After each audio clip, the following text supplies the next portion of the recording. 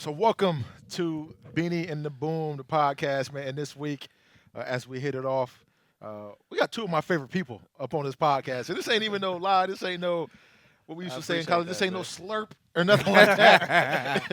These are my dudes, man. Maurice Wells and Dionte Johnson. And for those of you who don't know, Dionte Johnson was a captain here at Ohio State. Was our fullback. Obviously, Mo Wells was a running back.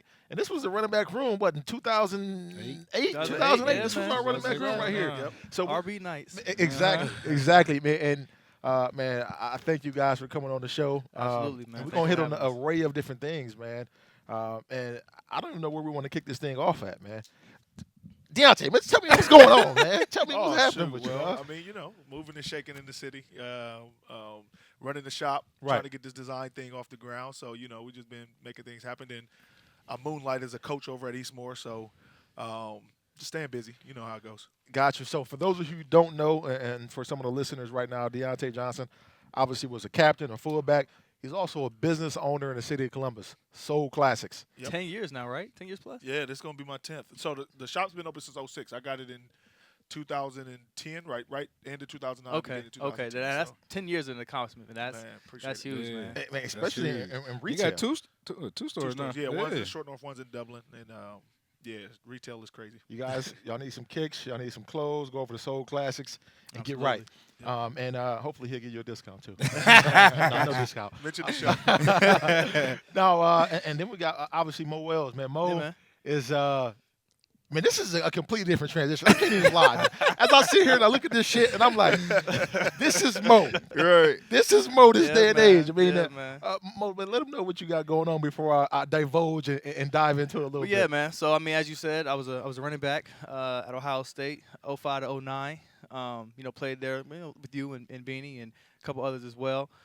Afterwards, didn't get much of an NFL shot, so I had to start moving and shaking. Worked for a number of years in sales, and then decided to go to law school, and now I'm a lawyer. Craziest thing in the world, man. Because You need to write a book, bro. y'all weren't there on his recruiting visit, though. See, that's what you gotta take. See, that's why the suit means so much. See, I got to bring the radio. I got to bring everybody that's listening up to speed. Right. When Mo came up, he had a tall tee probably to his knees, airbrush, and it had the. I had no airbrush, man. I ain't do no It airbrush. was colorful. We're gonna remember it how we want to. Right. Let me tell the story. I'm gonna let you Nah, speak. but Go ahead, yeah, go yeah, ahead. yeah. Nah, but just to see the transition, man. It's incredible to see, from where we began as boys to where Right. we are as men. So Absolutely. definitely. So everything from style to verbiage to what we're doing with our The whole lives. nine. Exactly. To being Yeah, fathers, oh, to being yeah. business owners, and so on and so forth. I'm gonna get my first real experience with Mo. First real experience with Mo. Mo got the dreads. Mo got the gold teeth in his mouth. And here I am. I come to school a little bit early. I wasn't enrolled in school just yet, but everybody knows the football players. We all stayed in Morrison Tower, right? Yep. Yeah. So we all stayed in the dorm, and I'm looking for Lawrence, but I knew Jo. Jo was one of the few people I did know on the football team at this time. Yeah, Right. my roommate. So I come up to Mo and Jo's room, and they over there chilling, shooting the breeze, and at that point I'm nervous. I'm like, damn, man, they over doing anything? I'm gonna get up out of here. I'm gonna go see my boy Lawrence. Yeah. So I asked Jo. I said, Jo, he told me Lawrence was like a 1502 or no 652. That was his room. Yeah. So I'm like, all right, shit, what floor is that on? Mo gives me this look, almost like you dumb motherfucker. It's on the 6th floor. And that was my first experience with him. And I'm fresh out of high school at this point in time. And so I got him looking at me and then just giving me this dumbass, like, bro, do you not know that if it's going to be 652, it's going to be the 6th floor? I'm like, well, damn. No, man. I would just give you. Nice to meet you, too. Right. I would just give you a hard time. And in college, man, I was a bit of an asshole, but I could definitely believe that. But no, man, it was a different time back then. I was a different person. So if I offended you, brother, I apologize. I apologize. man. Shoot, especially before the internet was what it was. Oh, my God. God. I mean, so now, obviously we're gonna hit on a different of array of different things. But something I want to ask you, Dionte. Dionte coaches, like you just mentioned at Eastmore, and Mo, you can kind of hit on this a little bit too, Yeah. because obviously you were one of the top recruits in the country coming out of Florida, and now you coach some of those recruits right now. What's the difference? The biggest difference that you see right now with high school football, from the standpoint of where it is now and the climate in which it is now with social media, everything so instant, opposed to, let's just say 10, 15 years ago. Damn, it's been longer than 10 or 15 years. Yeah, man. When we were in school, when we were in high school. Right. Yeah.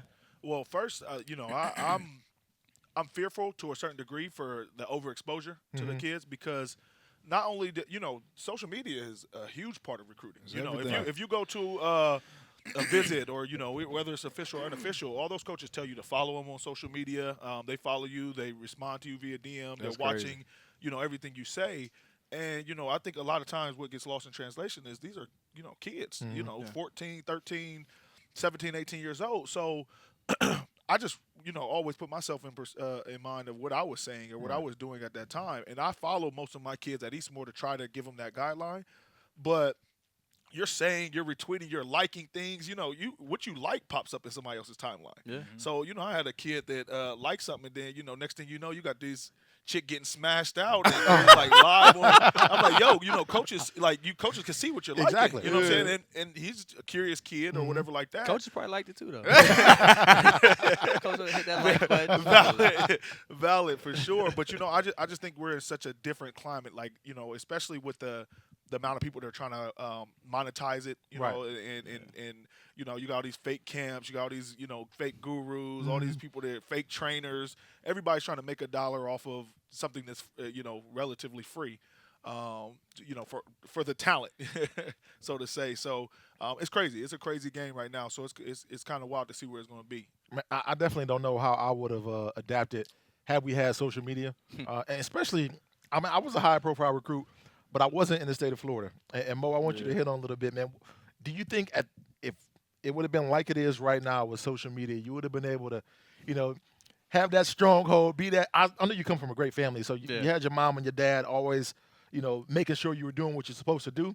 But nonetheless, you still got to go outside the house. Yeah, exactly. So you think you would have been able to, maintain who you were and some of the things that you were able to accomplish in this day and age? And then the bigger caveat to that, man, and I want to ask both of you guys, do you guys think you would have went to Ohio State if you could choose and make that decision all over again with the way that social media has the influence on everything? Right. Okay. I'm going to go with the first one. The first question. I get to the second one. With regard to being in Florida and being highly recruited, if I was in this day and age, I don't know if I would have made it, man. Florida is different, and Florida and California, in my opinion, man, are the states where folks who live there are just different. It was just different stuff. For me, man, I got away with a lot of stuff. I probably would have been recruited. I had good grades, right? And so I did all that good stuff, but there was a lot of other stuff I was doing that if coaches would have been aware of that, they may not have recruited me quite as much as they did. So I'm glad I sort of dodged that bullet. But it was crazy in Florida, man. Just because I remember going to the mall like in high school, man. I'm signing autographs, you know what I'm saying? Man, then people code up, take pictures with me and stuff, man. I tell my wife this all the time. I'm a goddamn legend out here. Come out to Duval, you better recognize who you talking to now. You like, come on now, you show me my respect. She don't care about none of that. But to your second question, that's a great question. And I'll break it down, my answer in two categories. If I'm speaking purely football standpoint, if I had a choice to go to Ohio State over again, if I had a choice to do it, would I do it all over again? No. And that's just to be honest with you. I would have had much better chance staying closer to home, probably staying closer in the SEC, ACC style of play. But I gained so many other things coming here that I wouldn't have got playing at a Georgia Tech or a Florida or a Florida State. My friendships with you guys. My family, my wife's here. My kids, they're born and raised here. Had I not been here, who knows where I'd be in life. So, more than anything, and it's going to sound mushy. I don't want y'all to clown me with, We're going to clown you anyway. Exactly. Right. But no. The greatest part for me about going to Ohio State was being able to meet my wife and start my family. So, that's my greatest accomplishment. Yeah. So, at the end of the day, football-wise, it didn't quite work out, but I gained so much more. Right. Just being here at Ohio State. Than making it to the NFL and having a career in football. So, if I had to do it all over again, I would probably do it all over again. Go the same route, be sophomore year, and Beanie Wells is coming. God damn, I thought this was going to SC. God damn, my coach told me, man. He said it, man. I remember for verbatim, bro. Cause my coach, he was his dad. He was the assistant head coach at Georgia Tech at the time, and he was like, "Yo, you gonna go here? You gonna start for 3-4 years? This is where you need to be." And it's middle of downtown Atlanta. It was a great school, but it didn't quite feel like OSU. And he was like, "Listen, man, you gonna go to OSU, and this is exactly what's gonna happen. They're gonna get a big running back from Ohio, and you ain't gonna see the field." Right. I'm one of the nation, bro. What you talking about? You just mad I don't want to go to Georgia Tech. Kick rock, bro. Sure enough, man. Sophomore year, I'm calling like, hey, man, yeah, you was right. You was right, bro. Get me out of here, man. But, it was a reason. It was a couple other reasons why I stayed, mainly in part just being my family. I think I had my daughter around that same time, so I decided to stick it out.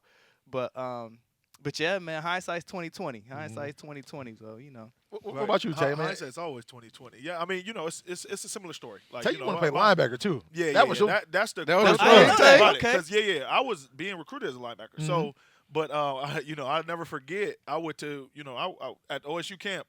What changed everything was I ran a 4.5, and Spence was there. Tim Spencer, he was the running back coach at the time. So I never forget. He walked up to me. He was like, "Hey, you ain't quite tall enough to play linebacker here. You ain't got all the what they look for in the linebacker here." So he was like, "Ask your coach if he let you play fullback." And he was like, "You play fullback, you show you could do something. I got an offer for you." So fast forward, it's like I went right. So we was in the middle of transitioning. So in my 4 years of high school, we had 3 head coaches. Oh man, our first head coach got fired for paddling kids. What? Straight up, yeah, straight up. He got. Was he paddling kids on the football team or in class? On the football team. Oh, he got fired. Yeah, what's wild is rest in peace. Our head coach was Reginald Oliver, the quarterback for Marshall. That rode his bike to the plane crash. Oh, okay, that's dope. Okay. All right, so imagine being told that story when you're 13 years old. Yeah. So everybody was like, "Oh man, you lying? You ain't. Right. You tell us all these daggone tales. You also all of a sudden you were just around when the plane crashed. You rode your bike to it. You saw everybody. So fast forward, the movie come out, and I think everybody kind of called him at the same time, like, "Yo, Coach O, like, dang, you was telling the truth." You know what I'm saying? So he was our head coach, and he used to get the paddles used to be called what was called tips and reminders. Tips and reminders. Yeah. You was late for class, you got a tip and reminder. Tip and reminder for you. Yeah. You know what I'm saying? So you used to get them in the weight room, and I guess a mom, this is still before social media, but a mom called in, went downtown, got him fired. Then we had another coach from my sophomore and junior year. And then finally, we got our head coach that's still there to this day, Jim Miranda, who came in my senior year. Okay. So he comes over from Northland, and they were 0-10 at Northland. So we was like 5-5, but we were 0-10. You know what I'm saying? So I'm like, man, I'm out of here. I'm about to go to Independence. You know what I'm saying? I'm gonna play with E, play with my cousin, all this different stuff. So because Coach Miranda was like, "Yeah, I'll let you play fullback." You know what I'm saying? I'll give it a shot. I'm new over here anyway. Yeah. I stayed at Eastmoor. You know what I'm saying? Gotcha. It all kind of played out, the way it was supposed to be. So my DNA is at Ohio State. You know what I'm saying? My dad and mom met here. Dad was obviously All-American here. So growing up. Pepper Johnson is dad, for your listeners that don't know. Yeah. If you ain't know that, man. You ain't do your Googles. Exactly. You ain't do your Googles. So, they met here. I was born and raised in Columbus, Ohio. So everything was Ohio State growing up. And I think my dad was the only one that was like, "Nah, go where you want to go. Just don't go to Michigan." You know what I'm saying? Like, he was like, "You ain't got to necessarily do this." I went to Ohio. He said he went to Ohio State to get out of Michigan because he would have gotten too much trouble. Is that where he had from? he stayed there. Yeah, he from Detroit. So he was like, if I stayed anywhere near the crib, it was a wrap for me. You know what I'm saying? It was going down in Detroit around that time. So he was like, I had to get away. Not too far. My grandma and stuff couldn't get to the games, but he had to get away. So his whole thing growing up was like, just don't go to Michigan. Everything else is straight. But still, I grew up in Columbus, you know what I'm saying? So Ohio State was that offer, you know what I'm saying? So, got offers in different things at linebacker. And I'll never forget, my first offer was from Bowling Green. And coach was like, same thing. It was like sort of similar to your story, but this is coming from a college coach. And he was like, it was the first offer, the one that was on me the hardest about going there. And in my mind, once I got, beyond Bowling Green offer, I think once I got the Pitt offer, it was like, I'm not going to nobody's Bowling Green. You know how big time on you now, boy. Yeah. So when I got to Ohio State, when I called him first, I'm like, Coach, I'm gonna take this, I'm gonna accept this scholarship and da da da. He got so pissed on the phone. He like, oh yeah, you're gonna go to Ohio State and you're gonna be a glorified tackle. You know, like, you ain't gonna do man, nothing but be a that's the pulling hate. guard in the backfield. Watch, like you're not gonna. You would have came here and you would have started linebacker and did X, Y, Z. And I'm like, I just want to go to Ohio State. You know what I'm saying? Like, forget what they get. If I'm a tackle, I'm a tackle. You know what I'm saying? So, but in retrospect, like you said, football wise, like I feel like I learned the most football the summer that I had in Arizona. You know what I'm saying? So I didn't really learn how to play fullback, and it's as bad as that sounds, at Ohio State. And you'll be surprised the development that goes on. You know what I'm saying? I take nothing away from my experience. I take nothing away from the coaching staff. I think that we had an excellent staff. We won a lot of games. Right. You know what I'm saying? But okay staff. all right, yeah, you're right. Yeah. You're right. Let's keep it funky. I forgot we're keeping it funky. You got here. okay We're gonna staff, keep it funky. You got a very, very successful okay staff. But yeah, I got to Arizona. I learned a lot about fullback, and had I known what I knew in Arizona, I would have had a different college experience. Right. Yeah. You know what I'm saying? But it's always that case. Like I wonder what would have happened if I would have played linebacker at West Virginia or something like that. You know what I'm saying? Like who knows what would have came about, but would I have the same relationships? Would I have the same opportunities? You know what I'm saying? Yeah. Would I still be I obviously wouldn't be here today. Right. Wouldn't have met my wife, wouldn't have had my children, you know what I'm saying, in the same form. So definitely don't regret any of it. I think everything falls where it's supposed to. Yeah. But, as a competitor, you're always like, well, shoot, if I was on that field, you know what I'm saying, I it'd get a be little lot more. different. Coach would have put me Yep, in yep. the fourth quarter. Man. It was one state. You know what I'm saying? No, so I asked both of you guys that question for a reason. As you guys know, we just had the Tate Martell situation go down, and that was a little bit different. I mean, he was the backup quarterback this year, had every intention on being the guy once Dwayne Haskins voted for the NFL. So, and I know a lot of people came down on Tate Martell saying this guy's a flip flop. He talked all this big stuff, pounded his chest, and told the other guy don't even come here. As soon as the other guy makes a decision to transfer, He did. he leaves. Now, as a football player, as a guy that has been in the trenches, that's been in the locker room, that understands certain nuances, do you guys blame Tate Martell for voting and saying, you know what, man, I got to go to where I think is going to be the best fit for me and where I'm going to get the most opportunity? Man, I'll go ahead. Tate. Go ahead. I think he made the right decision, to be honest with you. I mean, the writing was on the wall. When you saw Haskins and Urban and Fields at the game, That was a sign. Right. Tate Martell was nowhere to be seen. Right. That's all you need to really know right there. But what people have to understand is that when you're in college, you only have a finite amount of time. Yeah. You don't have, and you're only really going to get once you get on the field. You only really have a certain amount of time to really make yourself, especially at a place like Ohio State. So if it was going to be any situation where he's going to be going back and forth, and that's not going to do him well. Right. Especially for a quarterback like him, where he's going to have to put up some big numbers. He's not a big guy. Right. His arm's not the best. So he's going to have to put out some crazy numbers to even get a shot to play quarterback at the next level, which is everybody's goal. Right. So in order for him to do it, he's going to have to start. You have to start for multiple years. Now, whether or not he should have maybe stayed to the spring and then try to make a decision then, he could have done that, but he puts himself further behind the 8 ball with another team, because more than likely what would have happened is he would have maybe come out of spring, maybe the co-starter or maybe the number one guy. But by the time the end of camp roll around, we all know how that's going to work. Phil was going to be starting that mug. Phil, or if not or at least by Big Ten time, third game, Phil was going to be starting that joint. Right. And so now he wasted a whole year. Yeah. The interesting thing about Tate Martell, which I didn't realize, is that if he would have stayed through the spring, he could have graduated in May and played right away. I didn't know that. Yeah, so so apparently he could have graduated early. So He got to sit out a year, though, right?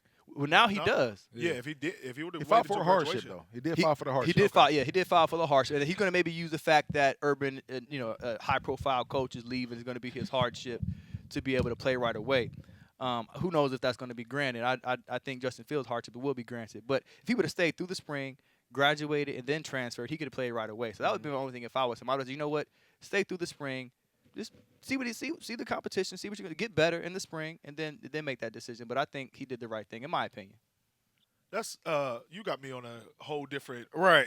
mental. Like, you made me zone out for a second, because that hardship and transferring and all that, man. I still to this, we can go. still to this day, it irritates me the fact that the kid just can't transfer and do what he want to do. Right. Like at the end of the day, if we want to do all this screaming about, this is about the education, and that's what they sell us on. Is all right, education.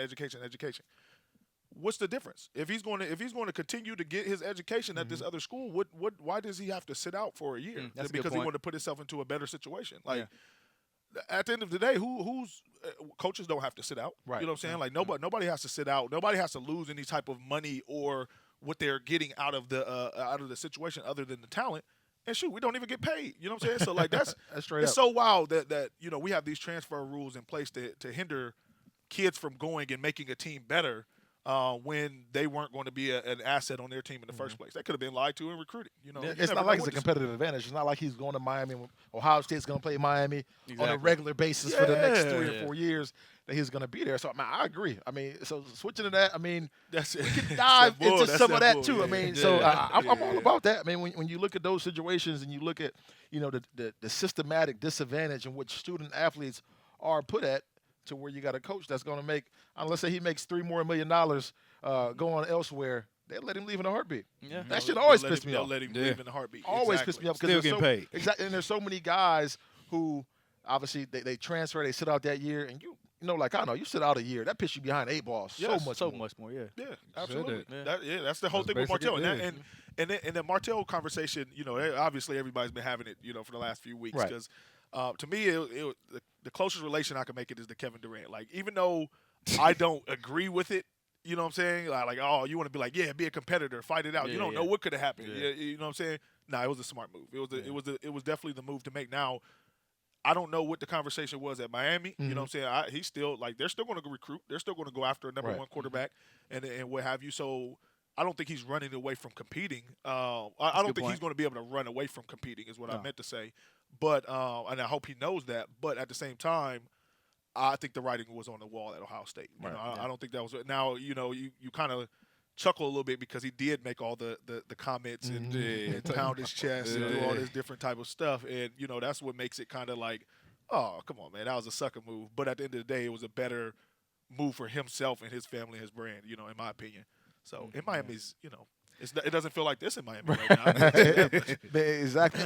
But another thing that I want to talk about a little bit is, how important as a high school coach, how important is it when you preaching to kids about making a decision to pick a school, that decision goes beyond football? Because like for a lot of us, hell, man, I thought I was going to play this 10-year career in the league.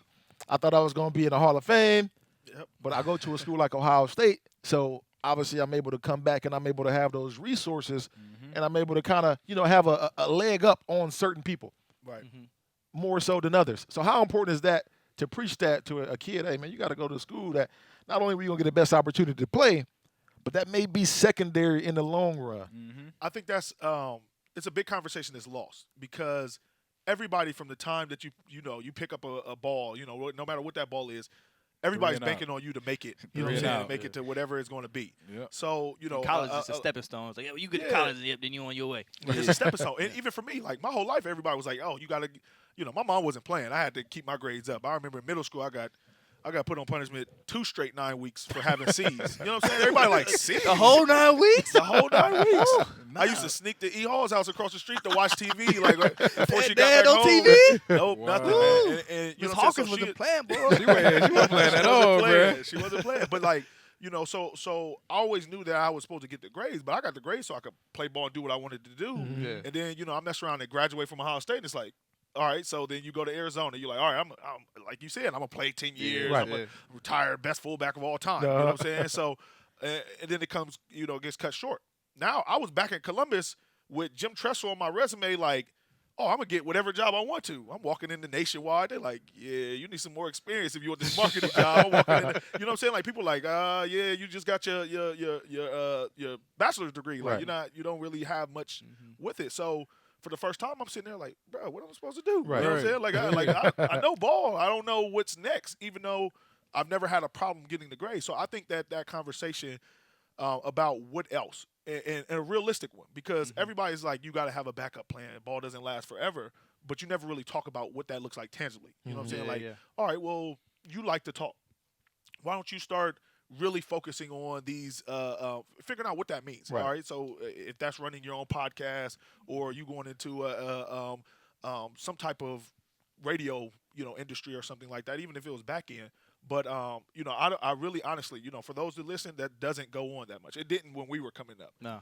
Certainly did when we were in school. No, we were all at the same time. So yeah. No, you didn't have those type of programs that put it in place. And even though Ohio State has the Real Life Wednesdays, which are phenomenal programs, but it's few and far between. Exactly. Like you gotta really drive it home if you want somebody to build something out of it. That's something that really goes missing in the conversation with regard to paying student athletes and what our scholarship actually entitled us to and what benefit that actually gives us. People think about us as, oh, well, you get a free college education, you get a free college degree, but our degree and our college experience is not anything like a traditional college student where they can go and do internships and really figure out what they want to do in their field. So when they do get out and they graduate, they have experience on their record. They have an opportunity to go and work somewhere and gain that experience.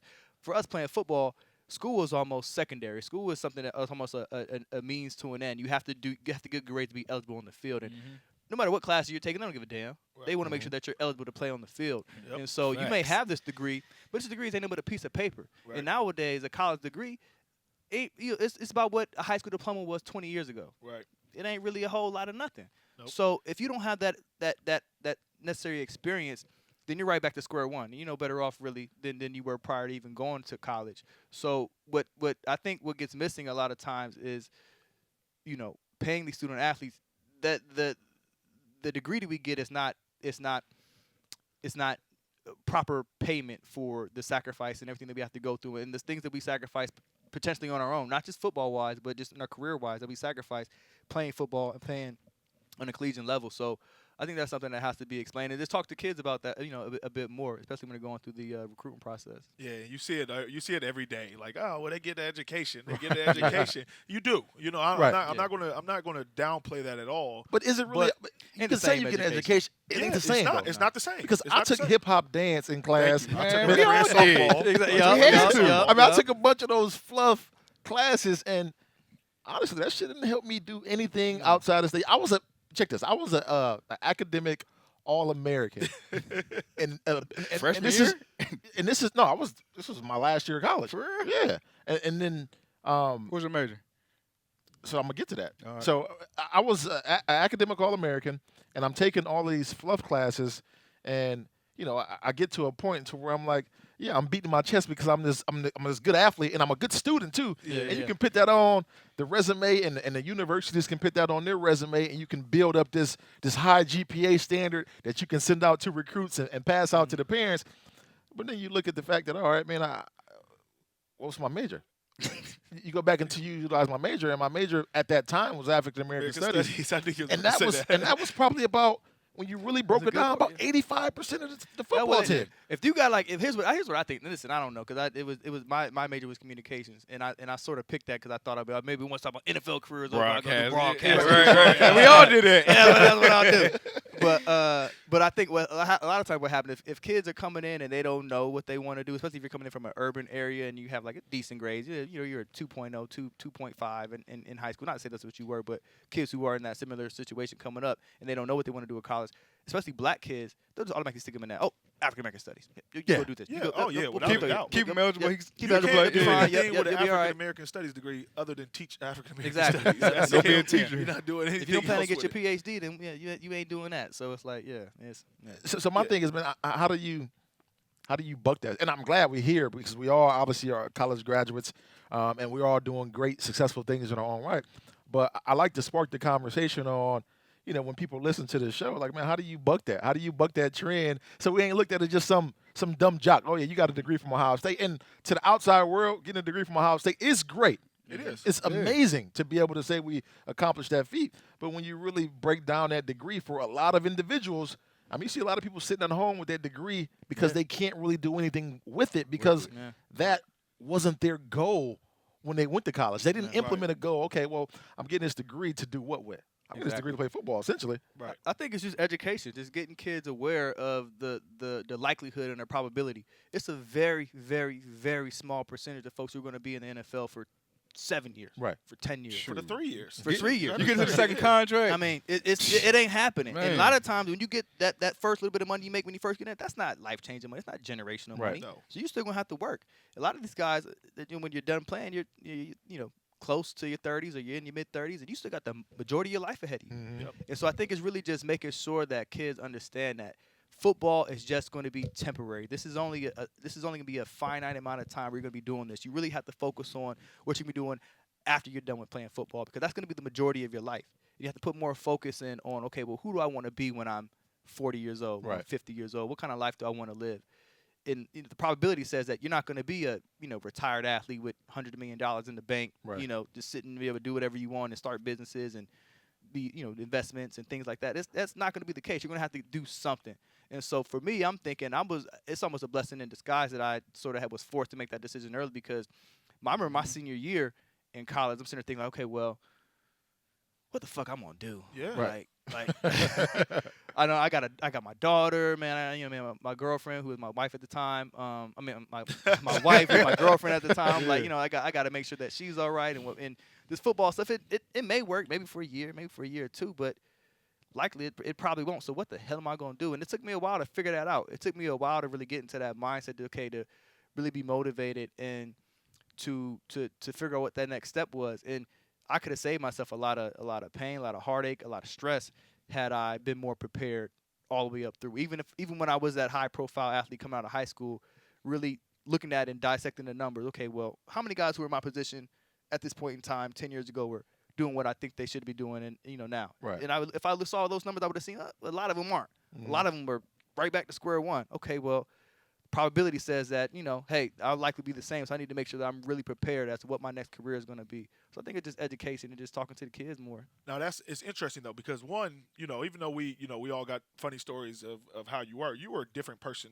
I mean, you were much similar to who you are today in college. Yeah. Like you never were just another football player. No, You he know was what I'm saying? always smart as you hell. always forward thinking. But I think that the scary part is a lot of people don't know what that looks like, period. You know what I'm saying? Like, I coach it. And one of the reasons why I continue to coach is because you have a lot of inner city kids that don't know what they want to do beyond play football and couldn't answer it if you gave them $1 million to figure it out. And all their parents told them was go practice, go gym, yeah, go to and football. you got to think, like, because when you grow up, that's all you literally see on TV is you got to work harder. You got to work harder. Look at this $100 million contract. You got to work harder. You got to work harder. Hone in on your craft. Like, do push-ups at home. You know what I'm saying? Study your playbook. Yeah. So all your extra time gets spent on your sport.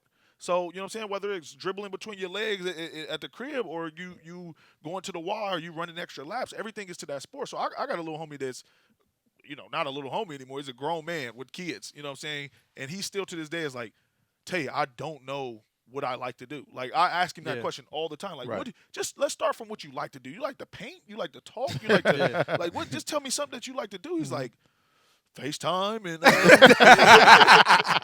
FaceTime and you know what I'm saying, like he don't have an answer for me, and it's you know what I'm saying. It used to be real funny, like it's still like I know I said it as a joke. You said so candidly. Yeah. Nah, I meant for it to be that way, but like for him now it's starting to get not funny. Yeah, You know what I'm you saying? got Because- kids and stuff. yeah, because I mean he's working, you know what I'm saying. He's making money, but he's never really asked himself what does he like to do other than play ball. And it's like, all right, you could go and open a gym or do something like that if you want to stay in that realm. Yeah. But if you're not interested in that, like everything has been centered around playing football for him. Right. So you have so many people coming up, and all the media shows us is the glory side of it, the one side of the glory side of it, but they don't show this. You know what I'm saying? They don't show the Mo Wells, the attorney. You know what I'm saying? They don't show the business owner. So you're growing up and you're aspiring to be this one thing, and you think that the end goal is this one thing when you don't know that you can still have a victory outside Absolutely. of the off the court and off the field. Yeah. And that's You'll have a lot more victories off the Yes, court, off the you'll field. have- You have a lot you'll more have so many opportunity to more. have those victories, I should say. And how do you, the real question is how do you relay that message to a 14 to 18-year-old Yeah. who is on top of the world? And and now, the crazy thing about, we were talking about social media is we only had to worry about like the girls in your school and in your Exactly. neighborhood. Yeah, yeah. They could literally be talking to a girl Yeah. clear across the country. You got to Man. catch a 5-hour flight away. That's one DM. You know what I'm saying? Yeah. 1 second DM away. So, you know what I'm saying? Like, it's a whole different beast of people that are feeding into your ego out there Yeah, that's a good that point. continually tell you that you're going to be a star. And how do you deflate that self-image, Right. in a kid? It's tough. You know what I'm saying? And it's usually not until your back hits the wall that you understand, like, yo, all right, man, I've been pursuing this football for a while. I went arena, I went this, I went arena B, I went arena C, I went arena D. Like NFL got to call me soon, right? Like, bro, if you would have worked on your career, you would already be making Exactly. 3-4 years in your career by now. Yeah. So let me ask this: we talk about social media and we talk about the impact that it has on the youth, and sometimes that shit blinds them. I mean, being all the way honest, if you could go back and you could say, you know what, if I could take social media back with me right now, knowing everything that I know right now about social media and having some of the knowledge that you got right now just about being a man, would you take social media back with you to your 17, 18-year-old self? Heck no. I guess you mean in what regard? Like in any regard, just having it with you. Because I'm of the belief right now, if I can take back the knowledge that I got, hell yeah, I would take social media back with me. If you take the knowledge and stuff like that, if you take the risk of getting in, like Mo said, you know what I'm saying? Like I would have said something on social media. Like I said things on AIM and stuff like that. Right. I'm glad that AIM died. You know what I'm saying? They buried it in the deep wells of the sea. But like in that regards, I feel like I would have gotten in trouble. Mm-hmm. But at the same time, like the opportunities that you have because of social media, when it's used right, oh my gosh, it's unstoppable, and it's free. Yeah. You know what I'm saying? Like that's the craziest part about it is, you use it right, it's completely free for you to reach and have a voice. Social media can make or break you, man. Oh yeah, straight up. That's true. My question for you guys, man. Like I said, we all got our degrees, we all doing our thing. What led you now you got 2 stores, Mo? Mm-hmm. You're a lawyer. What led you guys into wanting to go that direction? And how difficult was that transition to get into that point? Yeah. Hey, retail it doesn't stop. You know what I'm saying? I love it. It's afforded me every opportunity I've had in life. I feel like, with it, I would have made more than being a fullback. I tell you that much. But it's tough and it's tricky. Like for me to get into where I am, like when I started, I bought the store when I was 23 years old. Yeah. And it sounds cool because it's like, oh, you bought a store. Like, all right, you had some money. You did all this, did that. All right, so first of all, I went to different banks to get the loan. Like, I found out about the store. I used to shop in Soul Classics. And then I found out that the owners were selling. So I went in there. I asked them. They were like, yeah, we're selling. Currently, somebody said they were interested, but he hasn't been around in a while. So, you can put the money together. You got it. So I went to Huntington. I went to Chase. They was like, man, you ain't had nothing in your name but your sidekick. Like, you got no credit. And that's when I found out that you need some credit. Everybody tells you all your life, like, oh, yeah, don't get no credit cards and stuff. Just don't do it inappropriately. You know what I'm saying? Don't mess up your credit, but you need credit in order to do things. So they like, they didn't want to give the loan. So if it wouldn't have been this year, now we go back full circle there, why coming to Ohio State was important. I met guys at Ohio State that did go on to get drafted. You know what I'm saying? And then I'll never forget, I started making phone calls, and I'm like, yo, I know this is one of those, like, I don't want to be one of those guys like, let me get some of your money. But you know what I'm saying? Like because of my character and who I was in college, they trusted me with the money. You know what I'm saying? I put together a business plan. I said, this is what you're going to get paid. This is how soon you're going to get paid back, and X, Y, Z. You know what I'm saying? So I was fortunate. I got my loans from teammates. You know what I'm saying? My peers. Like that's ridiculous. And was able to pay people back. You know what I'm saying? Like that's the beauty of it is they trusted me with their money to pursue my dream because I didn't have it. So, you know what I'm saying? Like I bought the store. Now I'm 23 years old and I own the store. This is the best, worst thing to ever happen in my life. You know what I'm saying? I don't own a shoe store, so everybody's already looking at you like, oh yeah, you got the new, right? You the man. Your phone blowing up and stuff now. So there's a lot of ups and downs. That's a whole different podcast. But the retail side of things, like retail is retail. Like you it's just like riding a roller coaster. You're gonna have your highs, you're gonna have your lows. You're like, bro, I'm the worst businessman in the world. And you're gonna go right back up, like, yeah, I'm killing it. I know what the hell I'm doing now. Right. So that's just the just what that is. But I've been doing it, this long. Years. So I hope I'm good at it. Yeah. Another thing, like 10 years in business, how much with the fashion changing. Oh. It changes. Just tell us about that. Fashion and music are young people's industry. You know what I'm saying? Like if you don't stay young, and I don't mean you personally, if you don't hire people that are in the know, or if you don't stay up on it, you'll fall by the wayside quickly. So it's constantly changing. I think one of the things that makes us who we are is we don't just jump on the next trend. I think I see a lot of stores fall by the wayside because if you're constantly chasing the trend and you're behind it, Right. you never, you know what I'm saying, like Right. you never establish your identity. So people know what they're getting when they come to Soul Classics. You know, they know who they're dealing with in that regard. So, you know, I've been blessed to be a staple for that long and be able to kind of grow it.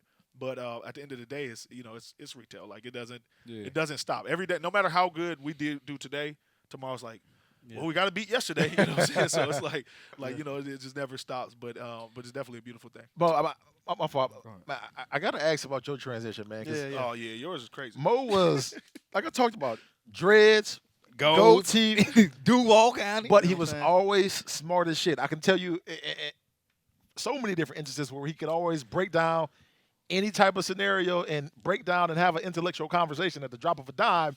But it's like, man, the Mo that I see now, I would have never imagined. I knew you was going to be something, but I would never imagine you went into law. So, man, Yeah. how did that come about? Well, you know, just for disclosure, I mean, my mother's an attorney. She graduated from law school the same year that I graduated from high school. So it was always, and my brother, a good friend of mine. I don't know if y'all met Aaron before. I call him my brother, a good friend of mine I grew up with. He's also an attorney as well. So that was sort of the motivation. You know, but you guys remember, like we had these intellectual conversations. I love arguing. I love proving my point, man. I love getting somebody on my side or proving somebody wrong. And that was sort of what Tay was talking about earlier, going back to find out what else do you like, what else are you good at. And so for me, once football was sort of falling to the wayside, my mother sort of put it in my ear, like, you know, I think this is something you should pursue. I think this is something you'd be good at. And I'm like, I ain't trying to do all that, Mom. You was working hard as hell. I remember that shit. I ain't trying to write no 15-page papers. I ain't trying to, I don't do nothing. I was going to get a job, make some money. So ended up getting a job. I worked in sales for about 5 years for a company called Southern Wine and Spirits. Actually, matter of fact, B. Smeezy. I think he had that opportunity, and I was working somewhere else, and I was looking for another opportunity, and he passed along my way. I mean, that was a great job. I mean, honestly, it was. I worked, you know, a couple hours a day, made my own schedule. It was cake. It was a cake job. Made decent money, but I felt it was a bit of a glass ceiling. So some of those conversations that I had with my mother in the past sort of came back up, and I thought, okay, well, I'm young. At the time, I bought a house. I had my daughter, and life was cool. I could probably stay like that and do that for the next 20 years, and I would have been all right. Been doing the same thing. But I felt like I could do more, and I felt like I probably should do more.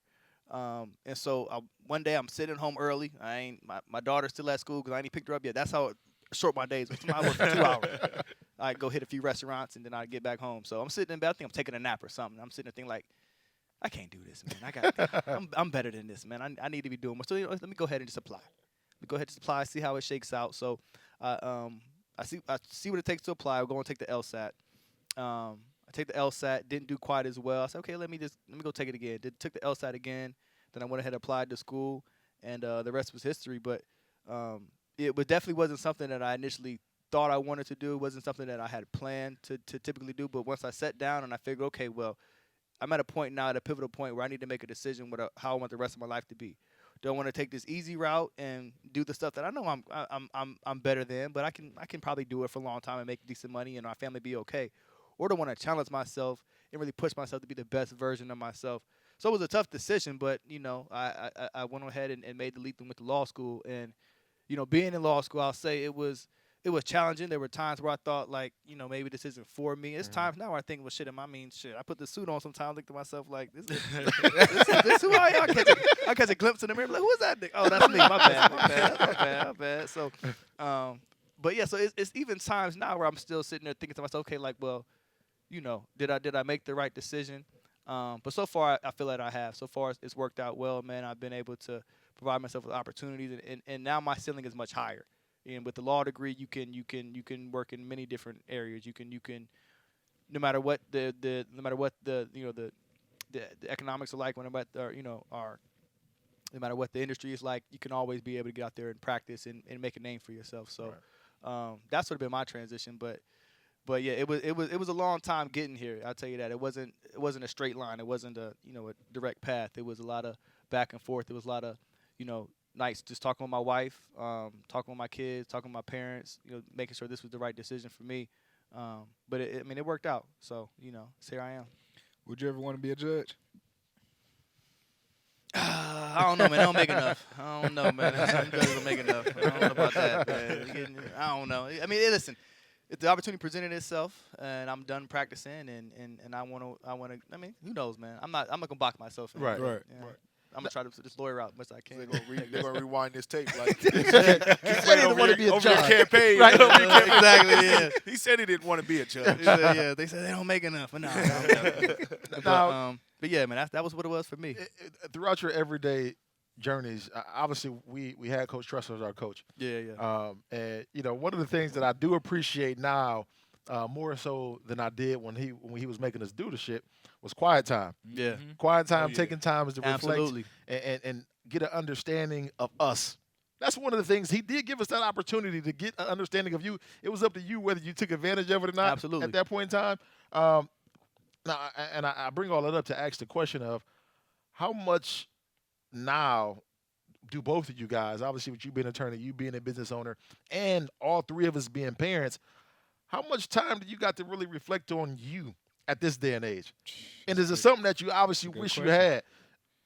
Yeah. I mean, I don't have. Listen, I got 3 kids, man. It's volleyball and dance class and soccer, and it's always birthday party, something going on. So, you don't have a lot of time to sit and reflect as much as I would have liked, as much as I would like, I would say. But I definitely appreciate that time that Coach Tressel gave to us. It definitely helped keep perspective. It definitely helped. It was this quote that we used to talk. We used to always bring up every year during camp. It was that, I'm sure you guys remember it. But the lion and the gazelle, whatever it was. And but like I said, what it boils down to is that no matter who you are, whether you're the lion or the gazelle, you got to get up every day and work. You got to get up every day. You got to push yourself to be the best version of yourself. So that's what stuck with me. That's part of the reason why I decided to continue to push and go to law school and become a lawyer. But I mean, absolutely, that time was critical, and I learned many great lessons from Coach Tressel in that regard. Doc was cool too. Doc was all right, man. But Specify was Tressel. Yeah, man, it was. Yeah. Doc was cool, but the Coach Tressel, he gave us a lot of good tidbits in that regard, man. That's for sure. It's a lot that you learned that you didn't appreciate at the time. Right. That when you became a man and you're like, oh snap, that really kind of applies to my life. Unconsciously You're like just, that's and he was, I would say, the king of that. Tress definitely would plant a seed that it would grow later on down the line. And you're always like, man, what does this have to do with football right now? Like, I just want to hit somebody right now, and you got me reading books and carrying on. But no, it's the same. Like I wish I had more. I don't want to say I wish I had more quiet time because that means you're not doing something else. But yeah, you definitely, now that you have kids, you have a wife. It's very rare that I'm somewhere alone. So I think appreciating those times, it just makes you value it a little bit more. Now, when you're sitting by yourself a little too long, I always find myself like, all right, bro, it's something I could be doing to make some money. Something. Yeah. And I really don't understand people that like to not do something. That your favorite thing is just to sit there, sit around, take naps. Yeah. Like I really don't understand it because it doesn't really, it's not real to me at this point in life. But again, like Mo said, like you're basically bringing up, when you do have them, you appreciate them a lot more. You appreciate that time that you get to reflect on how good things are because, and that's another thing, the world will tell you how bad something is or how your life doesn't measure up to the next person's in a heartbeat. You know what I'm saying? So sometimes you have to sit back and understand, like, yo, this is a blessing for me to be where I am. And I asked that question because, I mean, reflection is something that we all need to do, whether it's good or whether it's bad. And we got boys. We talk every day. Yeah. And for those of you, we literally talk every single day, Right. all 4 of us. And we got some friends that are in some situations now in this point in time where they're still struggling to make those life decisions. And they're still struggling to really reflect and sit back and say, hey, man, maybe I should go in a different direction. Man, how hard is that when you see your homeboy struggling to say, you know what, come to grips with where he is and come to grips with saying, man, I need to make some changes for my life. And then not even taking into football in consideration because a lot of times people pound their chest, I was this football player, so I ain't supposed to be told nothing. I'm supposed to be able to overcome and conquer anything there is. Right. But we see motherfuckers all the time just sitting there struggling. And that's the hardest thing as individuals and teammates. Not asking for help. Exactly, because you want to help. Yeah. But that's the culture. You know what I'm saying? Like that's the culture. Like would you ask for help running your routes or running the extra stuff. Like Right. everything you did, you were taught to do the extra on your own. You know what I'm saying? Like compete. you didn't need no shoot. It's times you get under the bench like watch out, I don't need no Right. spot. You know what I'm saying? Like About like to cave your chest in. about to definitely cave your chest in. Try to be tough, but like that's just the culture. You know what I'm saying? Like you're taught not to ask for help. And I'm not gonna say it's like somebody's motive or whatever like that to make you this way, but Right. it's just the culture that being in competitive sports breeds. So, you mess around and start life and everything you heard growing up, it seems like there's a happily ever after. You make it to the league and then it's happily ever after. Yeah. You know what I'm saying? Like you make it to college and you get a D1 scholarship, it's happily ever after. There's no happily ever after no matter what you do in life. You know what I'm saying? Like you're still going to have to figure out how to manage your money, manage your time, and manage your life. You know what I'm saying? So if you're not able to come to grips with that, you know what I'm saying? Like, yes, you're going to struggle. You're going to struggle and you're going to struggle until you come to grips like, all right, man, I have to regain control over what it is that I'm doing. And a lot of people can't do that. A lot of people can't reset or humble themselves enough to say, oh, look, I'm not up here on this pedestal anymore. Now I'm in the workforce, you know what I'm saying? Right. Now I'm I don't want to say a regular person, but I'm not put on a pedestal by anybody else. My time has passed. Everybody else is going to just ask you, why aren't you still playing? That's the dumbest question in the world, man. Oh yeah, I chose to not play. They gave me a contract, but I was like, no, I don't want that shit. I'm gonna go be a personal trainer. I'm gonna go do. Yeah. Now, is that hard for you guys to no longer obviously have that blocko and that shield and be respected as obviously we know and a lot of other people know, but when you're in corporate America, sometimes that shit don't matter. Yeah. When you went to your house, all right, cool. So what? And Exactly. so how hard is it, or is it difficult at all for you guys to walk around as a regular individual, a regular civilian?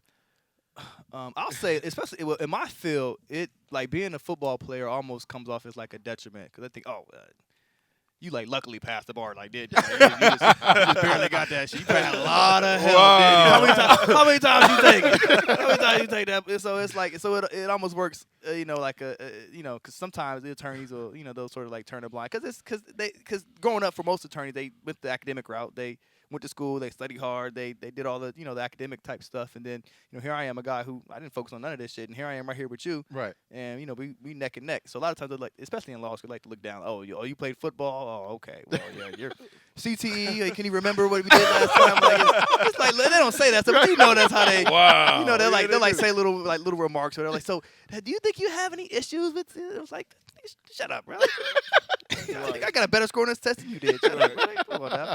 But yeah, I mean, I think that's when I first got done playing ball, being an Ohio State football player was such a big part of my identity. I really felt like that was who I was as a person, and it took time for me to realize that all of us are much broader than that. And our time at Ohio State, no matter how great or how not great it was, it doesn't define who we are as people, and much more of our life will be defined by what we do after we leave Ohio State. So, sort of just taking time just to realize that, there are other accomplishments that I can accomplish that aren't on the football field, and really taking pride in that, and really, taking pride in the things that I do. Like, I remember when I first came to Ohio State, I used to be like, I had one suit, y'all remember? I ain't wearing no goddamn suit. I ain't got no suit on. I ain't trying to be president. I ain't doing none of that. Right. But I wear a suit every day now. You know what I mean? It's just a different mindset. And when I put my suit on now, it feels good. It feels like a like a I made it moment. Accomplishment. Somebody. Right. Exactly. But 10 years ago I thought completely different. It wasn't quite the same. It's because like I said, my view of myself was different. So coming out, I really had to really, take time to really find out who I was as a person, and really start living in that, so to speak. Don't let Beans fool y'all about this suit thing either. I'm glad you brought up suit, so we can talk about Beans and his one red suit. Oh man, we're gonna go off on a tangent real quick. A red suit that he kept balled up in his in a duffel bag. I'm on that shit every trip. We would never put that ball back on the ring. It wouldn't go. Throw that bitch in this suit. Go right back. When we'll walk across the field. We walk right into the locker room. He'll throw that right back into the bag. Exactly. And then come right back out the same way.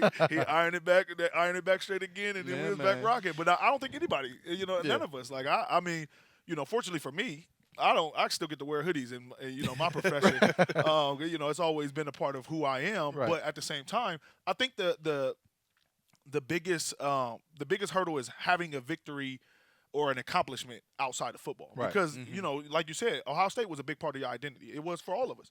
And it wasn't until you have another, accomplishment that up until that point in life, going to Ohio State was the biggest thing that you ever accomplished in your life. Yeah. So, you know what I'm saying? Like, it's like you're constantly chasing that high, and then when you do run into something that you're like, oh, snap, that gave me a similar feeling, if not better feeling, then that's when I feel like you start to appreciate life and you start to go after things a little bit differently. Like, you know what I'm saying? Broaden, Like you still compete. You just shoot everything you just said about law school. That was Competitive, fueling your law school's a competition in itself. Every class is graded based on who did the worst, and who did the least, and who did who did the best. So it's like you have to every test, every paper you write, you compete against the next person. So it's all a competition. And you found in that, but I think so many of our friends and so many of people across the world that struggle, as former athletes, they've never found that other way to compete. You know what I'm saying? That other way to find a victory. And you mess around, you lost, you wandering around because, you always chasing this high that you're not getting back. Football has a very short fuse, a very tight window. So, if you just walk around butt hurt for 10 years. talk about what would have happened. Right. Yeah, we talk about that. We got a whole man. We got a bunch of them every day. And I like bringing up these conversations, and I like giving the people that listen an inside perspective, because a lot of people don't really understand that shit. They just think we walk around and we're so prideful that we played college football at Ohio State. We are. Yeah. We absolutely are. For sure. But we're so much more than that shit. Exactly. So much more. And I want to give people an Bigger opportunity to understand that. I mean, because, there's so many times where, that's just Beanie Willis. He plays Ohio State. No, shit. I own about 5 or 6 companies that are pumping right now. Yes. Right. So, and this is something that I love to do, obviously, talk and to have fellowship with former athletes, coaches, and just people in general. Right. But it's so much more than going and putting on a helmet and playing football.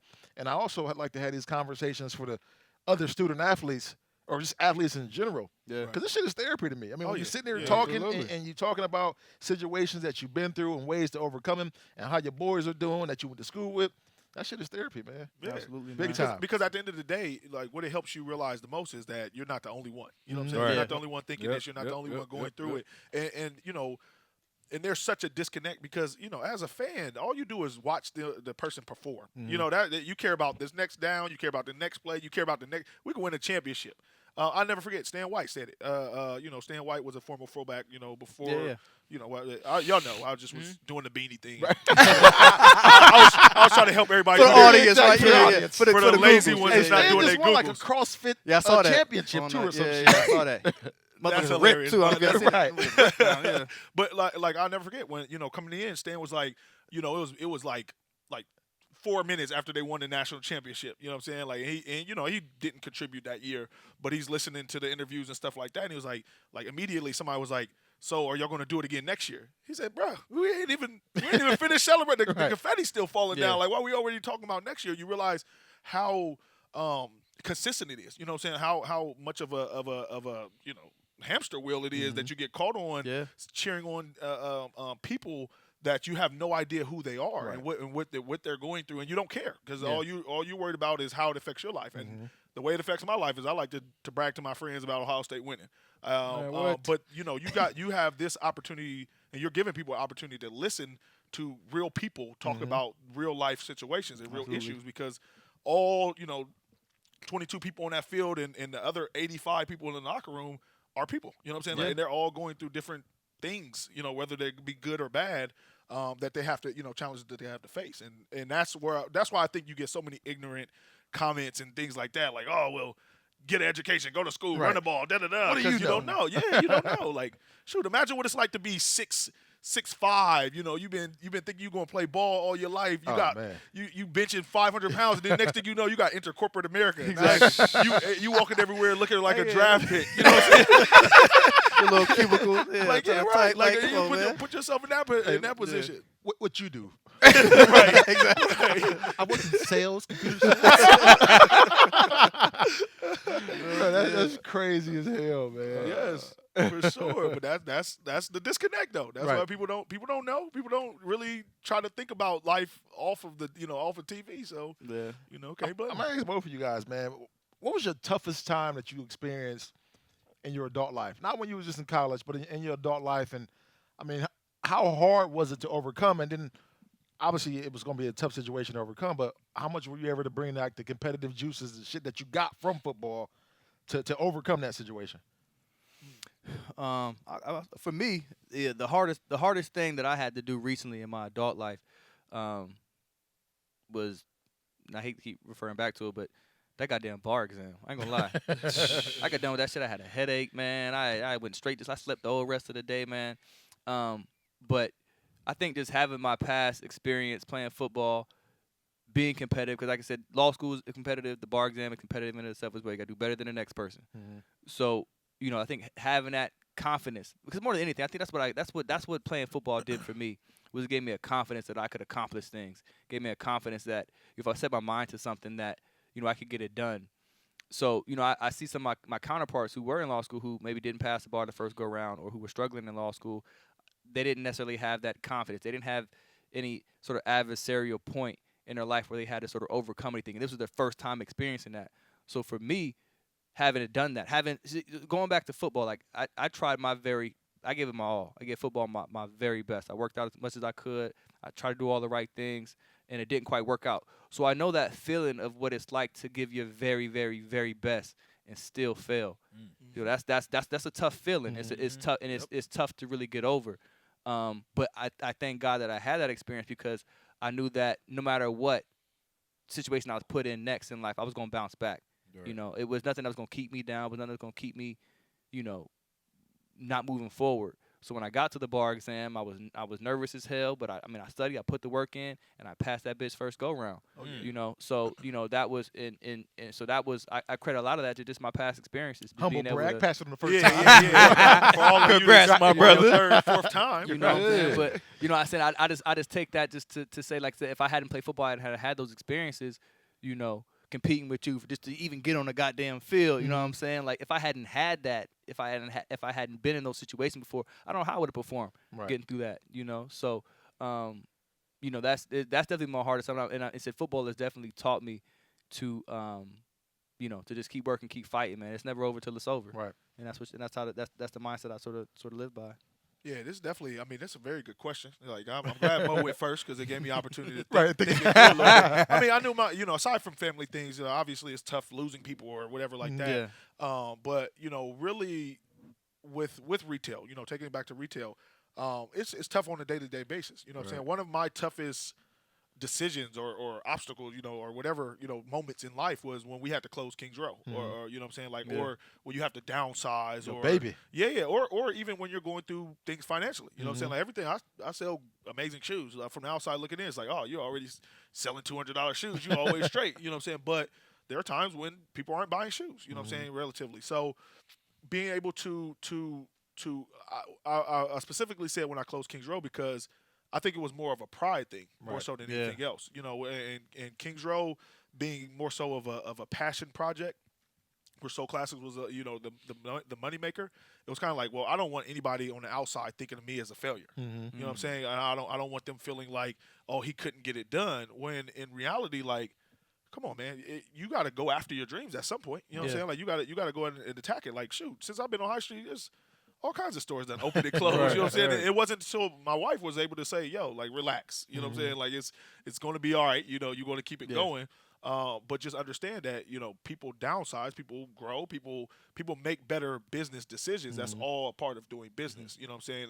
And I think that was one of the hardest parts, because I think that was the final piece of humility that I had to, like, all right, I didn't want to be this Ohio State Pepper Johnson's son, and then next thing you know, and then when it closed, nobody said anything. Nobody, like, people were more so disappointed that it was closed than feeling like you failed. I don't think I have heard, unless it's in somebody's group chat or something, but nobody. You heard what that nigga say?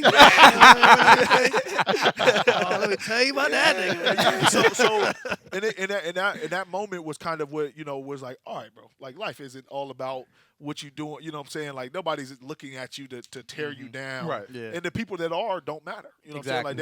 Like, they're dealing with something internally that they can't articulate, or they can't process. So they want to try to tear you down. But like that.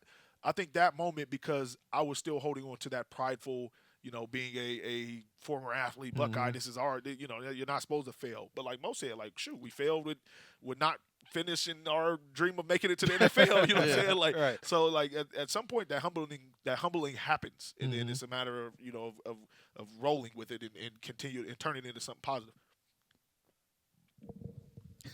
Yeah, Burp, my fault. It was about 30 minutes. You okay over there? Slow mo. It was an untimed burp. I didn't want to do it on the mic. Boy, hey, I thought you about to throw up or something. CPR. Right. That was a nasty one too. I ain't gonna lie. Oh, man. So, Boom, man, what about you, man? I like to go around the room a little bit. Honestly, Beans, I think my hardest point came. I mean, you're the freshest in terms of playing football. That's why I was about to that's all why I'm of about to us. get to. Like when I had to finally like hang it up, it was like that was tough for me because it was like when they was coming out, I'm like, dang, what I'm about to do now? Right. Like, I've been playing football ever since I was, 7 years old. I'm trying to figure out, all right, I'm done playing ball. What's next? Do I go back to Ohio State, try to figure it out? Like, you know what I'm saying? Thank God I had a great circle of, friends like you guys, to help me out. And, I kind of figured it out, once, I was like, I was one of those guys, I never really wanted to work for someone. I think that was just a mentality that I got from, playing ball, was I never really wanted to work for somebody, which is I did work for somebody, playing ball. Yeah. But y'all know what I mean. Yeah, exactly. So, then I started investing and doing other different little things. So, that's where it all came from for me. But that was the hard part, probably the hardest thing for me was just figuring out what I really wanted to do and how I was going to do it, and be successful with it. You know what I'm saying? How did you know that it was over at that point? 'Cause, I mean, to get another opportunity, and then but another phone call. So I mean, was it? You're right. Honestly, I had other opportunities to play, but I was just so. I felt like I was labeled at some point. I had the shoulder injury. I went to Buffalo, and when I signed to Buffalo, I'm just like, why the heck y'all even bring me here? Like, y'all got Shady. JD McCoy. They got what's the other dude's name? They had a ton of people. Yeah. You know what I'm saying? So I was just like, all right, I already know I'm just a camp body. So if this But you made the squad though, didn't you? the first time, Yeah. that was the first time. I'm talking about the second time. Oh, gotcha. Okay. My last year, because it was like, okay, the whole off season had went by. OTAs, minicamp. I ain't get signed. Buffalo signed me for camp. So I'm like, dang, I'm just a camp body now. You know what I'm saying? Right. So at that point, I'm like, I ain't trying to keep bouncing doing this, around. yeah. And then I wasn't about to be that guy that I'm training during the off season, spending money and training. And I know ain't no phone call coming. Exactly. Yeah. I had to figure out life after football. That's a sticky situation, and I'm glad you brought it up because a lot of people they think about guys who made it to the league and they think that they live in this great lifestyle, but a lot of times what happens, for what I see, and I'm just speaking from just my own personal perspective, is that once your career is sort of getting towards the end, and especially if you weren't like a high round draft pick, Right. say I'm a 6th round guy. So once your career starts getting to the end, you never really got that big payday, but yet you're still trying to, you maybe maintaining 2 homes, whether you're home and where you live, and then where you're home at whatever place you plan on signing with, or where you last played, and so you got your little bit of money saved up, but then you're spending a lot of that trying to just maintain your lifestyle and just earn enough money or work out just to be able to get back into the league. So you get in a situation where phone call never came. All my little excess money I had, I done spent it up because I've been paying bills and just trying to be able to live and get back to the league. Now I don't have no phone call, no opportunity, and I don't have no money. Right. Now what the hell I do? Right. And a lot of players I think get stuck in that situation. So even once they make the money, now they got to maintain to keep it, and they got their home somewhere, they got another house somewhere else, and they got the mama's car house. note. I mean, And so now it's like and everybody got their hand out. Everybody got their hand out for something or whatever, and then then you might have like tricked off a little bit, bought some jewelry, and bought a nice flash car. So now a good chunk of it gone. So now you're like, okay, well, I got this little bit saved up. I could probably do this for about another year, give it another shot. And then the phone call don't come. Now you out. Now it's 2 years out, and it's like, all right, damn shit. Now I'm really hurt. Now you know something. Now next thing you know, niggas is. Yeah, I keep so saying it, personal training or whatever, but not there's Right. anything wrong with it. But I mean, that's like the Yeah. fallback plan. Like Yeah. you know, what I'm saying for a lot of people because you've been training. You Right. shoot. You just said it. You just Yeah. spent 2 years training. Spent 2 years. What am I doing now? Yeah. I know I can and do that's this. and that's kind of where I was because even with the Arizona thing, like I felt like I was in the best shape, everything of my life, and got hurt. You know what I'm saying? So but moving up the depth chart, everything and I had a very awkward well, it was a good conversation in my opinion, like with Wizenhut. He was like, "Yo, you did great. Yeah, we're at worst case scenario, we'll put you on a PUP and we'll bring you back. You try it again." You know what I'm saying? I had never got another phone call, Right. like at all. All that. I went home. I was at Ohio State every day getting therapy right. and all that different Yeah. stuff. All that was the bait and switch to get me to Did you get an injury to settlement? sign my release. Yeah. No, because I signed it because I rehabbed there to where I could technically practice or play or whatever, but I was like trying to make the you know what I'm saying? Like Right, I was like got and then got bad advice from agent, you know what I'm saying? Like and it was like, "Oh, well, you'll be back. You'll be back towards this end of the season." And these dudes go and mess around and make a Super Bowl run and they went to That That was the year. That was the year that they lost, but lost, they yeah. went, you know what I'm Yeah. saying? So Wow. Yeah. that's so crazy. and the whole time it's like, oh well, maybe they're not answering because they're busy with They the busy, playoffs or yeah, something like that. No, they're not answering because they're not answering. So I spent that next all season working, and that's when it hit me. I was like, bro, I'm not about to, because people do that. Like Yeah. you sit over here, you spend all your. I didn't have no big signing bonus or anything like that, so I'm tapping into any type of money that I had or saved Yeah. or staying on couches and stuff like that. Like like doing anything not to go back home because it's like, oh, you can't go home. But at some point you have to look at yourself like, yo, I just used 2 years that I could have been going to law school or getting further education, getting my master's or shoot, even Or if you even started at progressing in entry the level, job. even if you progressed into the job, Yeah. that amount of time you spent working is progress that Yeah. you just halted. You know what I'm saying? Yeah. Like, and I don't think a lot of people approach it that way. Like a year comes and goes quickly, and you can accomplish a lot, or you can not accomplish anything. So. Exactly. Yeah. Man, it's so fast. I mean, mine is kind of similar to yours, man. It's once I first got done playing football didn't really bother me. That part being done, once I knew it was going to be over with, I was cool with that. It was about what was next, and I never forget. I came back here. I still have my house in Arizona. I had bought a house here in Columbus. I got my mom's house. I got my baby's mom's house in Mansfield. So I'm just bouncing around, staying in different places, and I know I'm ready to come back and move to Ohio. And I never forget it. I remember like it was yesterday. My son was 4 at the time. And my son was making fun of me, saying, "Dad, you ain't got no job. What you gonna do tomorrow?" So that was a point. Like, it was funny at the time when him saying that, but that was like a low. It was real. Like, Yeah. damn, I don't got no job when I Eye-opening, don't like, got what? nothing to do tomorrow. So at that point, it was like, man, I got to figure out something. I got to figure out what I like. And obviously, talking, I always knew talking was one of the things that I like to do. So I dove head first into it, working at so many different radio stations and TV stations for free. So not even working, basically volunteering. Volunteer, So right. I did that for about a year and a half before I was paid to do it. But it was a tough ass time. And all that kept playing back in my head was my son saying, "Dad, you ain't got no job." Man, that's crazy. Friday. You ain't got no job. You ain't got nothing to do. What you I'm about to go to school. What you about to do with your time? And that's what it was. We was like, "We got to get you home for bed in the morning because you got school." And he was like, "Well, what you gonna do? What you got to do? You don't got a job, man." So that was difficult, man. Just those words coming from my son Yeah. was like motivation to me to get on my shit. Get on your neck. Man, Yeah, absolutely, I cannot sit around and be one of those individuals just sitting there worrying about, That's all right, crazy. this football thing or sulking. I mean, so Yeah. I got over it pretty quick, but that was a hard time in my adult life, man. Yeah, man. Yeah. I think it's tough for anybody. Like you said, I mean, you had a house here, there. That was another thing for me. I had other opportunities, go to Canada, whatever. That's what I wanted to ask you about. You ain't want to do that? I just didn't want to do it, man, honestly. Why not? Just the money wasn't right, or you just was done with football? I was just like, if I'm going to go somewhere and beat my body up, Yes. Yeah. I want to Be make compensated some for it. yeah, Top dollar. you know what I'm saying? Because Yeah. basically, you go to Canada, you come back here, your money getting basically cut Yeah. in half. Yeah. You know what I'm saying? So I was just like, I wanted to get something going before getting hit with that gut punch. You know what I'm Yeah, saying? yeah, Like I done made some money. I got this money now, so let me figure it out now. Exactly. Before you gonna spend it all. Yeah, up. I go 2 years without. I just been training. Like Yeah. now Exactly. I done paying for rent, paying for Yeah. whatever. It's like I got to figure something out. So like you said, that was just like my toughest thing.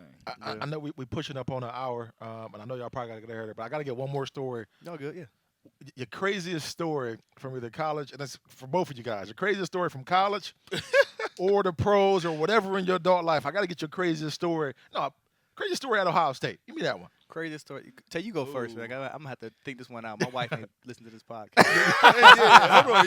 That wasn't in the script. Hey, my Nick, can we brother. get a shot over here too? That wasn't in the script. So it depends on what route you want to go. We could go crazy stories and Strong chin. Let's skip over that. we could go crazy stories and football fights. We could go. We could talk about Dionte Hamby or something like that. We could go crazy stories. Another like it just depends on which way we want to go with crazy story. Give me football wise, so we can give the listeners a chance to understand what type of environment that was. Okay, so and how crazy this shit could be. So two. All right. So it was first of all, Penn State is one of the craziest places to play in. Oh yeah. Yeah. So I will never stop giving that whole experience credit because whatever formula they got cooking over there in the middle of nowhere, I love it. Even as a start drinking at 6 in the morning. That's what they got. Yes, 6 in the morning on Friday. For sure. So with Penn State, like we got there. First of all, you stay in a motel. I don't know if it's still that way. Terrible. It's probably the worst accommodations that we've ever had. Yeah, it's terrible. In all of our time of playing at Ohio State, but like. We stayed in this motel. You get this raggedy blanket. You know what I'm saying? Like, and from the time that you check in to the next day, they're sitting in the parking lot honking horns and yelling and doing all that stuff. And for me, it wasn't like I lost sleep or anything I wasn't Troy or anything like that. It was hilarious. Like I was like, yo, this is what college is supposed to be. Like this is like I wish that we could do it. I wish Ohio State fans could do it to the opposing team, but. It's set up differently, but that between that and then Coach Hazel almost whooping on the fan for touching Ted. So again, Penn State like everything tradition. So the locker room is like from 1914. Mm-hmm. You walk out of that bad boy, and you got to walk literally across the crowd of people, and there's like a gate on both sides. Y'all know I'm trying to paint the picture for the non-Googlers out there.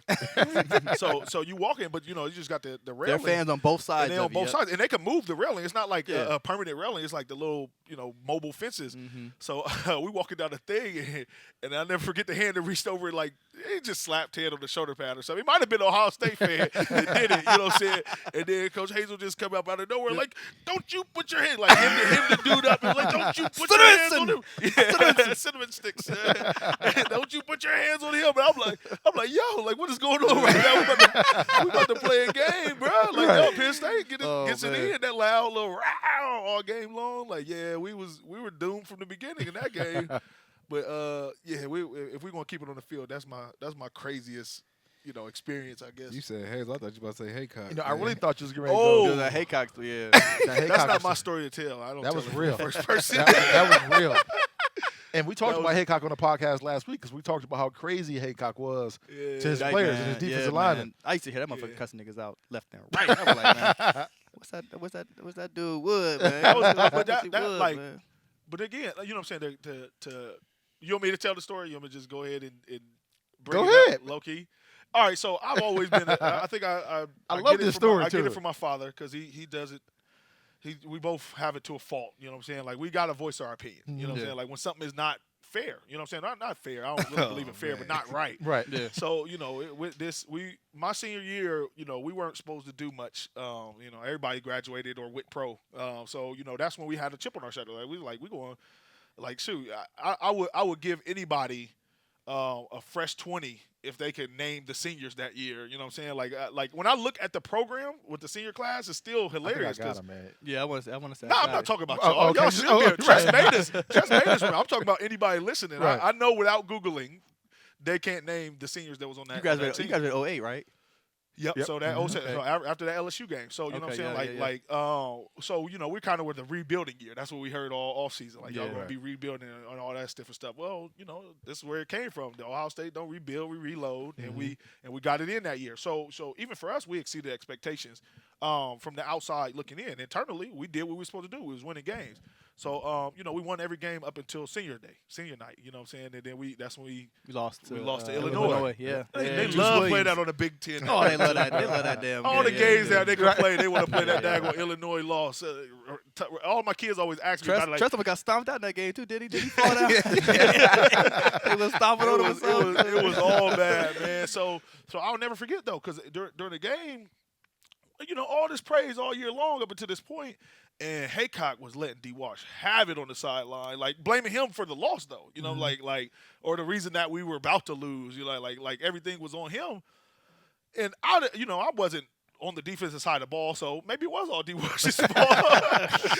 But it couldn't have been, you know what I'm saying? Not my homie. Like, so. We only scored about 7 points that game. What was it, 10-7 or something? It wasn't all his fault. We was in over our heads. It looked like we had no response for Juice. Yeah. But you know what I'm saying? So I didn't say nothing on the sideline. You know what I'm saying? I kept it to myself. I'm like, bro, that was messed up that we, you know what I'm saying? He's younger than me, you know what I'm saying? Like, he messing that, and you could see it in his face, like, oh, bro, you really messing him up. Yeah. So, that next day we had a meeting. We had a team meeting, and we all sitting there and, sulking a little bit, but we talking about how we going to continue to go. So, as a captain, like, I thought it was my opportunity. Like, I asked Tress, I'm like, yo, can I say something? And I know Tress didn't know that was Hell no, he ain't know you going to say that. Tress didn't know I was about to get up there and make a complete left. So I'm sitting over there. I'm like, all right, you want to do this? You want to do it or not? All right, got to do it because they voted me captain. I got to hold them down. So I get up there and I'm like, I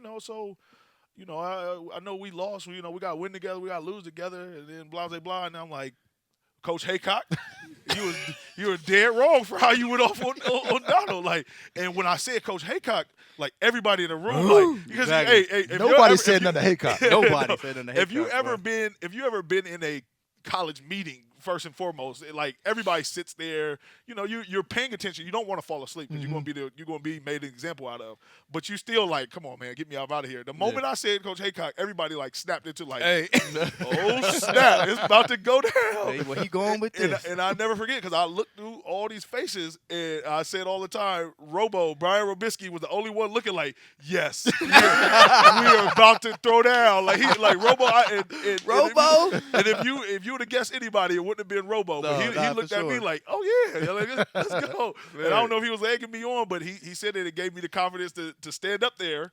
And I just was like, yo, that was wrong. You know what I'm saying? And then afterwards, it went a little left. Like we had to have meetings and all this different type of stuff. But, to me though, more so than calling out a coach, it was like, we're all accountable. You know what I'm saying? Like we're all accountable. Like that. Like even me coaching now, I'm not about to sit over here and single out a kid. Like I know what football is. You know what I'm saying? Like I get mad.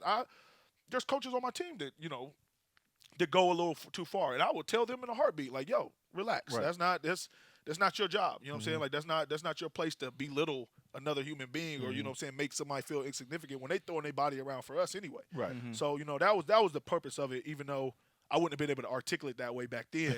But, I've always felt and that's, and I know we're closing up or whatever, but that's why I wouldn't replace my situation at Ohio State because more importantly, when you play a sport, yes, it's about playing for the university. You got to live out your dream, but it's about the relationships. You know what I'm saying? Like it's about those relationships. So I can't, I granted, if I went to Clemson, you still would have had relationships, but I can't even imagine my life without the relationships that I had at Ohio State. You know what I'm saying? So when you go through what you go through together, like you become brothers, you know what I'm saying? Like you become a real family. You become tighter than most of your family because you're like, shoot, I seen him at his lowest. and they've been in the trenches together. Yeah, and that's just the feeling that you get for each other, and that's what makes the experience, worthwhile. Man, a lot of my homeboys, they would get mad at me, even to this day, because I'm much closer to the dudes I went to college with than the dudes I grew up with. And I always say, man, it's the difference between growing up with somebody and it's a big difference between becoming a man with somebody. Yes. I became a man with individuals that I met here at Ohio State. So, I mean, that's the truth. That's completely different. Mo, we got to get your story, though, man. I thought Tay was going Poop $1 Fridays. Y'all remember Poop $1 Fridays? Was you around for Poop $1 Fridays? No, that was no. You might have been graduated. That was when I was leaving out. Yeah, that's what I was leaving. Okay. Okay, craziest story. I'm gonna tell Poop $1 Thursdays or Fridays too. Cool. Man, that's a tough question, man. I had a lot of crazy stories off the field. I had a lot of crazy stories because my group, it was me, Doug, Nader, and then y'all remember Andy. Mhm. We used to call Oh, ourselves the man. out-of-towners, man. We would go out. We go out what Thursday through Andy Sunday. was from here, though, wasn't he? Yeah, Andy from here, but on the team we call ourselves because Oh, we man. call ourselves the out-of-towners and whatnot. So we'd be out in the club all the time. I remember getting calls from Tay like. From the next day, like, man, what y'all do, man? Y'all got into a fight with the Bloods. And Hey, we need another hour. We gonna go down this route. exactly, man. So I got a ton of crazy stories from that. Okay, this is the craziest story. So we out of the club. We at Out the club. yeah, we're at what's this? The red zone. We at the red zone. Mhm. At the red zone. Okay. And this was when Marcel was still there, Kurt Terry, Mount Jenkins. I shouldn't be naming all these names. Lord Jesus. It was a gang of us there. And somehow You're T Grizzly right now. we had got into it with some dudes in the club about something. And I just remember Mount going off. Mount cause Mount he was pissy that day. He was like, "It's Deuce here, nigga, Deuce here," because he just went to the OG Bobby Johnson movie. I'm like, Mount, man, you got to chill, man. Anybody shoot your ass, man. You better chill that shit out. And so I just remember, I shouldn't even say this. One of the homies who was there, he played on the team. I just remember he set up. He went to his car and he set up in front of his car like this, like. I went to him like, yeah, but like, what you doing, man? Like, you like, you know, what you getting ready to do? He like, man, don't even worry about it. Just go ahead, y'all head home. Don't even worry about it. I was there this night. And then, then I seen, I guess his gun had dropped on the floor. I'm like, oh, bro, you taking this the wrong direction, man. I'm out of here, bro. I thought we about to get a little fisticuffs. Get a little fight. You take it to the next level, man. This ain't when I ain't trying to get kicked out of college, so I was gone after that. But yeah, it was many a nights like that, many a drunken, stupid nights doing ridiculousness, and that's part of the reason why folks say they don't see me as an attorney now. They can't believe I'm an attorney because it had many nights like that. But That's why I'm glad social media. Exactly. To Social that media point, was just getting started, man. no question, man. So Poop Butt Dollar Friday. Marcus Williams started Poop Butt Dollar Friday. He would do this whenever we would be on the road, right? Yep. So what Marcus would do, he could do it on call. Marcus would take a shit. He would take a shit and take $1 and wipe his ass with the $1. Fold the $1, leave it outside the door. And what would we do, man? We would watch through the peephole. And I remember it specifically because we watched the guy through the window pick up the $1, put it in his hands, and realize he had shit on his hand. The nastiest thing in the world, man. No, It wasn't nasty at the time. It was funny. Exactly. But those are the things I do miss, like from being around the guys right so there. you said that's what you want to do right now? No. You want to leave it. Make sure you don't pick up no $1 if you're around bees. Yeah, don't pay no $1 on Bean's house, man. That's funny, crazy, yeah, man. Hey, it's a ton of those. That's Yeah, the next man. podcast. You guys just start people coming in telling their stories, Right. Because it's a lot of those funny moments that I think people like. If there was a reality TV show based off of followed you around in college, I wouldn't have signed. I wouldn't have signed the waiver, but No. it would be worth the price, of pay-per-view or whatever you want to call it. I can remember a time, I won't say the name, but I was at a girl's house when I was in school. And, for whatever reason, we were just over there BSing. It was me, Rob, Thad, and Smalley. Over the girls. I come in there, and this is when I first get to school. So I'm super energetic, and Thad and Smalley are laying up with the girls. So me and Rob just chilling. For some odd reason, bro, I takes a fire extinguisher and I just sprayed this chick's house. Some straight up. I think she was being smart, but she was joking around. I sprayed her house so bad with a fire extinguisher. What though? Because she was joking around with me, so I'm joking around back. But I took it a little bit too far. You took it too far. It's over the top. Took the joke too far. She told me to clean it up. Hey, I ain't cleaning it up. I ain't doing none of that. But she calls the police. I bet you cleaned it up. I cleaned that up so fast. Hey, tell me you was just playing. I cleaned that junk up so fast. Anyways, word got back to Trust the next day, and I just knew I was off the football team. Yeah. I just knew I No, was off you the don't team. trust with kicking your ass over nowhere, boy. But it was all fun and games until she told me to clean it up, and I thought I was like, oh, man, I ain't doing that. And it was everywhere in the house, too. And it's a It lot was of the stuff dumbest like that. thing ever I've ever done in my life. And just imagine if social media was around at that point in time. Yes, nobody would have How let you that live. would have been Like- exactly. Like that's the part. Yeah, that's the part that people fail to realize. Like, granted, it's a lot of times I look at like, come on, man, that was stupid. You know what I'm Right. saying? Like, you don't walk out the grocery store with crabs legs in Yeah. your hands. You know what I'm saying? Like, but at the same time, like, man, people are like, shoot, anybody that went to college can tell you what their college. Like, I'm not even talking about playing sports. You went to college, you had a great time. No like, question. Like anybody that I talked to that went to OU, you know what I'm saying? Like the time that they had down Oh, there, like man. my They was goodness on a whole gracious, nother like level there's no right way, there. there's no way we could have had that much fun. And it's like my wife, I met my wife.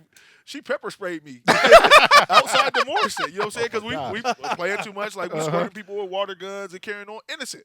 Completely innocent. It ain't like when you have bleach in the water guns or nothing crazy. Like we slaying girls, start a conversation. She's like, "Don't spray me with that water gun." Man, who are you? Next thing I know, she went in her pocket and is like, I'm running to the Morris and like, I can't see. You know what I'm saying? But again, like somebody would have had that on their phone, and I would have been answering it to this day. Especially in the height of the Me Too movement, harassing women outside of the dorms. What is going on with a water gun? Yeah. Like, we sprayed everybody with a water gun. We didn't discriminate. I think I did say some names on there too, man. Y'all been name dropping I that know, whole time. They're gonna get beat. Right, exactly. Edit it. Ain't no doubt, man. I appreciate having y'all on, man. This Absolutely, was man. Thank you, definitely man. a fun, entertaining, hour and 20 minutes, hour and 30 minutes. Yeah, man. Hour 30. That's a wrap on Beanie and the Boom, man. Mo, Oh, yeah. Tay, appreciate it, fellas. Thanks, man. For sure. Yeah, no doubt.